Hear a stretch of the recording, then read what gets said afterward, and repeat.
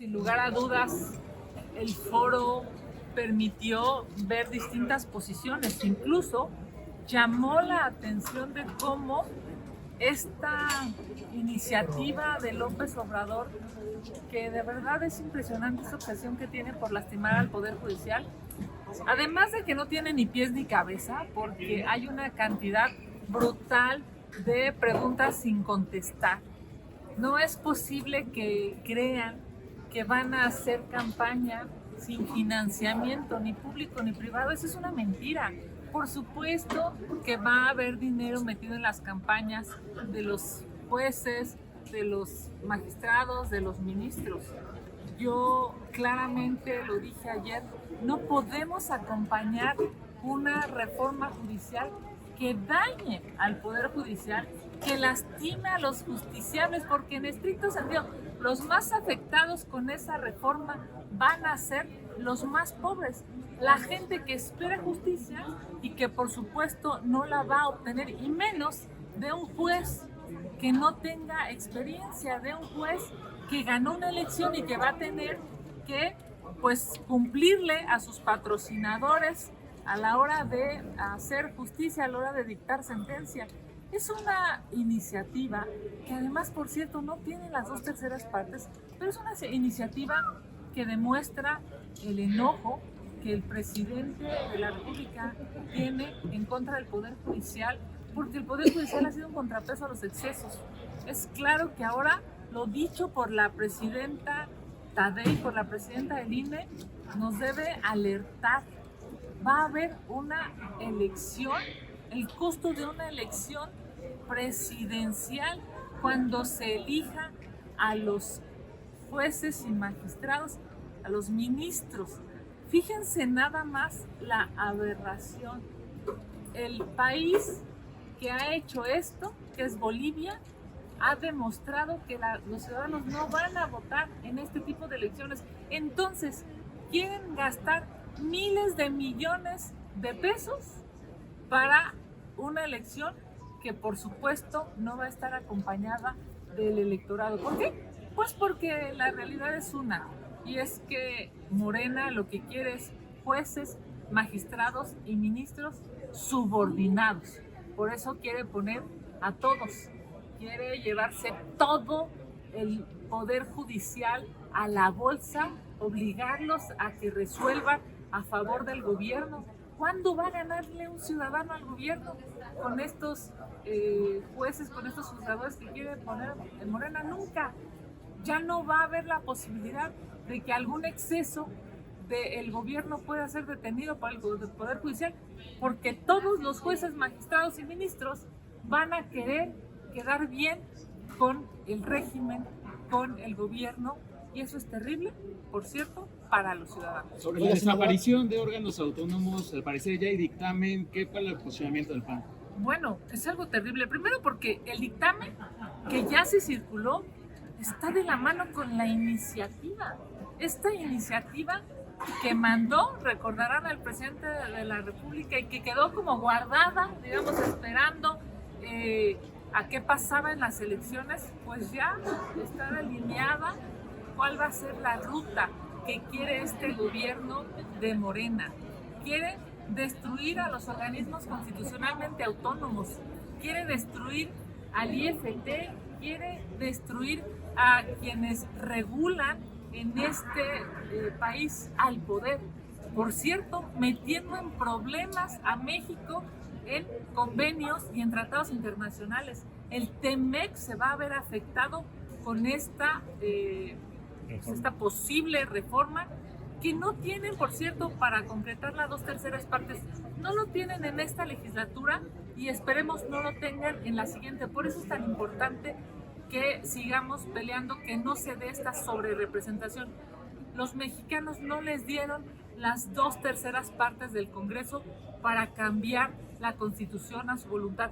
Esta destrucción de organismos constitucionalmente autónomos daña la imagen de México a nivel internacional, porque entonces, ¿quién va a regular al gobierno?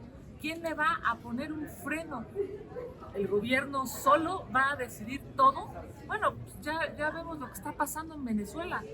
En Venezuela hay 5 poderes: el ejecutivo, el legislativo, el judicial, el electoral y el moral. Por cierto, este último poder es ahí donde tienen a las fiscalías, es ahí donde tienen a las contralorías.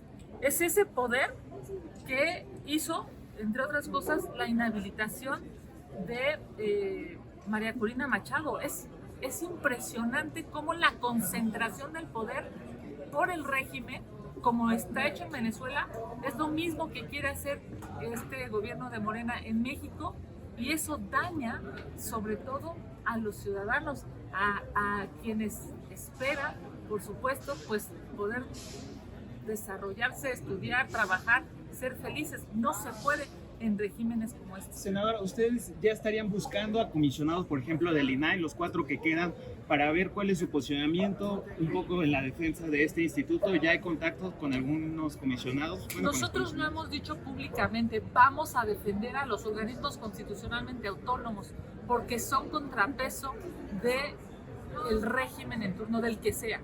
Porque los organismos constitucionalmente autónomos defienden a los mexicanos, porque López Obrador, porque Morena, porque la doctora Claudia Sheinbaum no pueden concentrar tanto poder, porque eso le hace daño al pueblo de México.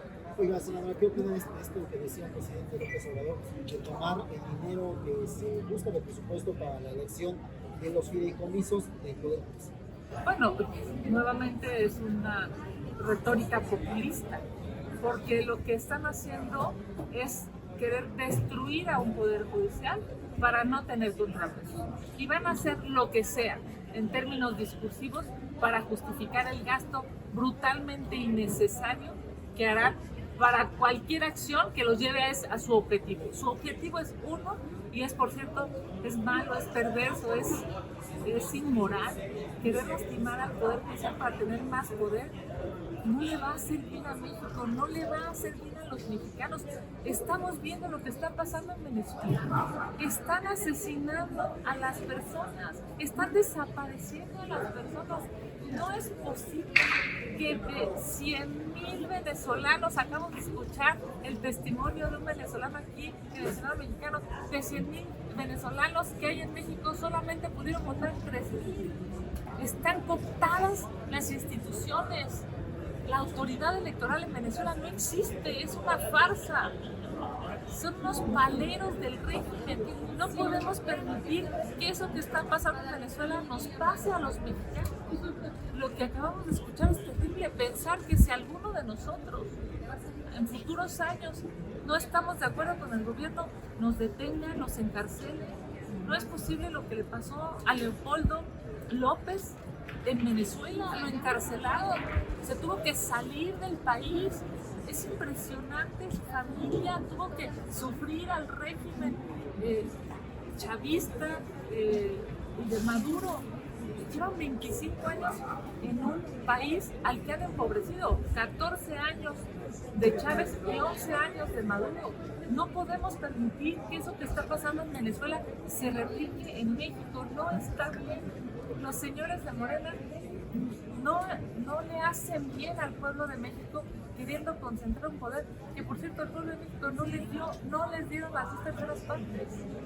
En el caso de la próxima legislatura, ¿qué planean hacer? ¿Tomas de tribuna, manifestaciones como ir al Zócalo? ¿Qué es lo que planean hacer? A ver, seguiremos defendiendo a los mexicanos. Y yo sé que la oposición tiene mucho que corregir, por favor, pues es obvio. Tenemos que reconocer la importancia de los programas sociales para los mexicanos, porque son importantes, pero también tenemos que generar condiciones de administración pública para un buen gobierno, porque no basta solo con los programas sociales en esta carretera, seguridad, medicinas, Estado de Derecho, instituciones, contrapesos. Yo hoy estoy más convencida que nunca que es necesaria una oposición fuerte, honorable, decente, los más presentables, los que puedan dar la batalla. Estaba viendo los discursos de Venezuela, es impresionante el cinismo del régimen de Maduro. Son abusivos, son abrasivos, ocupan estas palabras populistas que si tú las oyes, pues se oyen padrísimo, pero que en realidad lo que ocultan, lo que buscan es el poder, es tener más poder, y por supuesto tener un exceso de definiciones que terminan dañando al pueblo de México, al pueblo de Venezuela. No hay hipocresía, ahí están las cifras, no lo dice la oposición, lo dicen las cifras económicas. Hoy Venezuela está claramente sufriendo los estragos de un régimen que lo único que quiere es más votos. Y por cierto, hoy ya no los tuvo, a lo mejor los tuvieron en antaño, hoy ya no los tienen. Y tienen que aceptar que perdieron. Y López Obrador no puede estar del lado de los malos, no puede estar del lado de los tiranos, no puede estar del lado de estos gobiernos represores, porque si está del lado de ellos, es que entonces es lo mismo. Y el futuro de nuestro México, pues se avisora. Muchas gracias.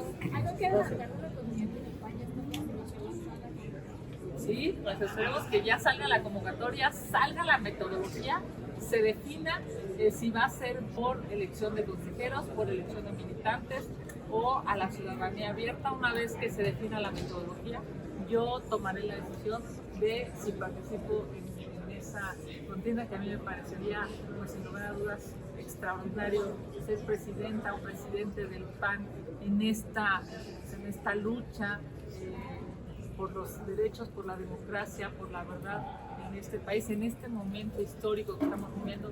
Sería extraordinario para mí y para quien preside el PAN. ¿Le convendría al PAN una elección abierta? Yo siempre he estado a favor de que la elección sea lo más abierta posible. Hoy la verdad es que los estatutos del partido solamente prevén 2 escenarios, eso es lo que dicen nuestros estatutos. Hay que cambiarlos, por cierto, y hay que mejorarlos. Militantes y consejeros, efectivamente. Pero siempre será mejor que los ciudadanos estén acompañando las propuestas. Entre más mexicanos acompañen a la dirigencia del PAN, pues por supuesto tendremos mejores condiciones para llegar a una elección. No, en eso estamos. Gracias. Gracias.